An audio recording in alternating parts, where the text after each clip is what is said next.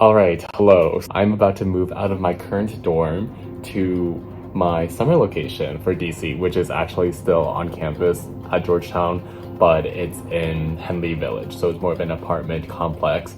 And I'm super excited. In this video, I'll be showing my packing process and providing some tips, so I hope that everyone finds it helpful. It's going to be 4 tips, and I think the 4th tip is most helpful. So if you either want to watch till then or skip till then right now, it could be worth your time. Okay, so the first tip is to label every box that you pack with sticky notes. So this might seem like an easy tip, but it's something that it's really easy to overlook, and I actually don't feel like a lot of people who I know do it. No shade, I'm just saying, like, I think ever since I started doing this, it's been really helpful because that way when your boxes are full or your luggage is full, you know exactly what's in that because of your sticky note just on the side of it, and it doesn't tape too strongly to the box, it doesn't fall off that easily, so you're able to take it off once you're done with moving the actual box or luggage to your new place. And then that way you have a color-coded way of also knowing exactly what you are bringing over and just making sure that everything you have is essential, because something I have found when packing is sometimes I realize that things that I moved over aren't actually what I need anymore, or I don't have to use it anymore, and sticky notes and listing things are a great way to get out of that conundrum. Okay, tip 2, try to donate as many things as possible. So kind of as a continuation from my first tip, once you realize that there might be some things you don't need anymore, instead of just immediately tossing them into trash as our intuition as a society has taught us to do, instead try and donate them if possible. I know Georgetown has this really great initiative where we can donate a lot of gently used items, and I definitely will be taking advantage of that. I have some clothes that I don't want anymore, some items that I think could be useful to others, and if not, I'm just trying to keep my essentials this time. But regardless of where you're moving, I think DC has a lot of great places where you can donate, and there's definitely a lot of people in need in DC, so I'll actually include some places that are currently seeking donations in the video description if you want to check those out. But I think that could be a very worthwhile cause, but donate as much as you can. Okay, so I found a few items that I'm going to try and donate. First is this long button-down shirt. It's a bit small for me now, or too small, so hopefully someone can wear it instead of me. And then I have these 2 books, one about tennis and one about propaganda. These were given to me as a gift, and I read both of them, and I really enjoyed both of them, and now I think it's time for somebody else to hopefully enjoy it as well.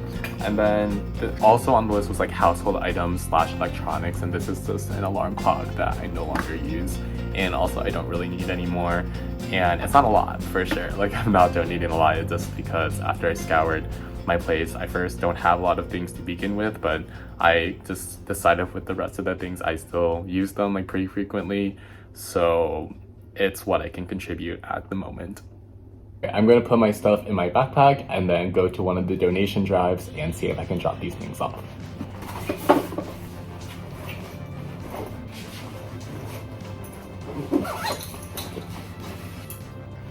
Alright, let's go.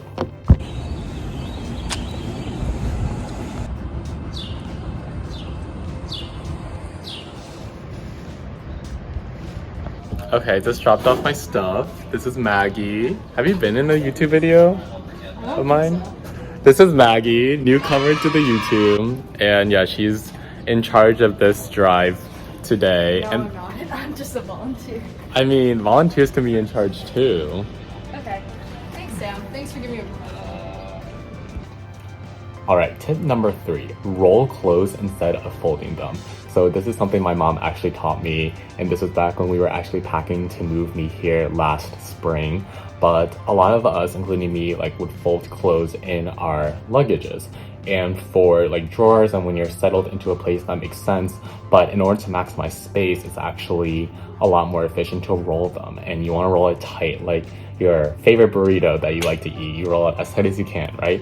So make sure you roll them, and I'll include like a demonstration video. But I think this is a much more efficient use of space.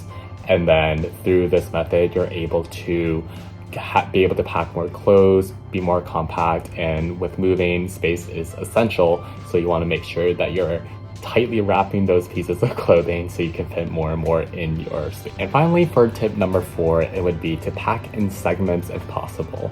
So it can be a very busy time around moving out, whether you're a college student or coming to DC for another reason because you're either finishing up work, school, or probably other obligations in the spring to move here in the summer. And it can get very hot here in the summer. So instead of trying to do it all at once, if possible, I would try to set aside a bit of time leading up to the move out date to just start getting rid of things you know you don't need or donating them. I know that I'm not moving immediately, either today or tomorrow, so I'm going to start today with just packing up things that I won't need for the remainder of my time in this dorm, and that way when I'm able to actually move out, it won't seem as big of a task and I can be more efficient with my time. This is, of course, just a general tip, but I do think that it'll make a big difference because a lot of packing is just about the mentality around it, and I know a lot of people don't love to do it. So if you're able to start as early as possible and stick to that schedule, I think packing becomes a lot easier. That's the goal. Well, those are my 4 tips for packing, specifically as someone who's living in DC. I hope that was helpful to everyone who's watching. And don't forget to look at my other videos throughout the summer. There will be along the series of how to survive the DC summer, and we'll see what kind of topic points we can hit. But DC is great, and it has so many things to offer in the summer. I can't wait to document it, as well as provide everyone with more helpful tips and things I've learned along the way as I continue to live here. So that's all for now. I try to post videos every Sunday at 11 a.m. EST, so I'll see everyone then.